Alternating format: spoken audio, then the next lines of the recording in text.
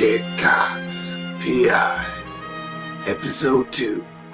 The Visit to Madame Tickle. Walking through the streets of Tickleopolis alone required taking your life in your own hands. There were rapists, murderers, and charity workers asking for money on every turn and down every alley. Litter lined the gutters, and the roads were so full of potholes that they were almost level again. Thick, black smoke rose from the burning cars and teddy bear factories, blocking out the sky and masking the sun. When I worked in the force, it wasn't nearly this bad. But then again, the criminals were different back then. They were gentlemen first, criminals second, and ballet dancers third. People respected them. Hell, even I respected them. But nowadays, everyone's a crook. The gentlemanly nature that crime used to have around here has been lost in the same way a man's gentlemanly nature is lost during a sex change operation. The only place left in Tickleopolis that has any kind of respect is the red light district. I knew quite a few of the girls there from my time in the force. One particular group of girls were known as the Woodworkers, which is where I got my vice. But that's another story. A friend of mine ran the joint, Madame Tickle, but she insisted people call her by her first name, Tess. She knew all the comings and goings and comings of the red light district, so I figured she was the best person to ask about Vermicelli Cannelloni's daughter, Femme Fatale. Vermicelli had said she was last seen in the district wearing a white scarf, which I hope was distinctive enough for Tess to remember. I came into sight of the brothel where the woodworkers were based, and could see that Tess was out front getting in the punters. Many of them were Japanese tourists admiring the architecture, but there were quite a few who entered the doors of Tess's establishment. As I got closer to her, she recognized me. Hey, Cox! She instantly got my attention, as well as the attention of a large group of women who quickly ran into her establishment. Tess, it's been a while.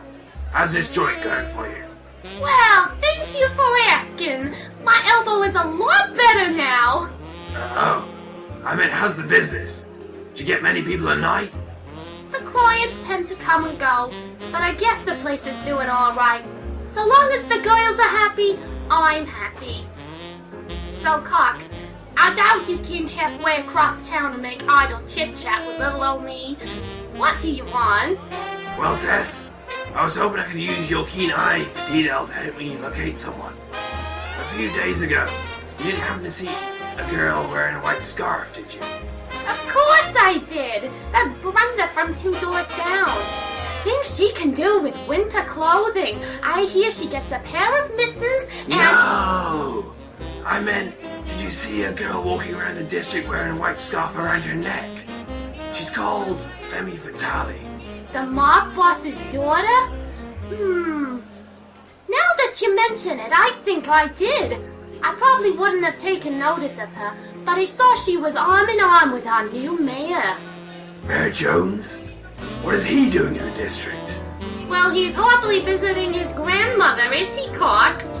Although he does bear more than a passing resemblance to Linda at number 21. I might be wrong. I'm not interested in hooker lineage at the moment, Tess. Did you see what they did together? They were just talking, laughing, skipping gaily through meadows together, the usual kind of thing people do on dates. Which dates? Summer solstice? New Year's Eve?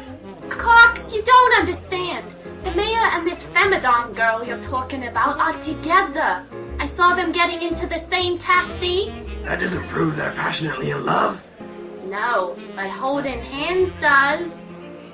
The information Tess had given me put me on edge. What was the mayor doing with Femi? More importantly, what was Femi doing with the mayor? The mob had been known to bribe city officials before, but they had never gone as high up as the mayor. Vermicelli couldn't climb the stairs that far. Thanks for the heads up, Tess. But I didn't put my head anywhere near your... Oh, the information. Oh, that's fine, Cox. Glad I could help. I hope you find that fatality girl you're looking for. I hope so too, Tess. I hope so too. I gave Tess a kiss goodbye and was on my way to see the new mayor of Tickleopolis. If Femi was trying to butter up the mayor for the mob, she could end up with two things. One, a prison sentence. The other, a very greasy city official. Alternatively, if the mayor was trying to get to the mob using Femi as leverage, he would have to choose his moment. Either way, Femi was in trouble, and I needed her help. Darkness had descended over the city, so I decided to get a cab back to my place. I would deal with the mayor in the morning. Driving through the city made me think. Femi was out there somewhere. I just needed to find her. I got out of the cab and stood there thinking, as the hailstones began to fall on Tickleopolis.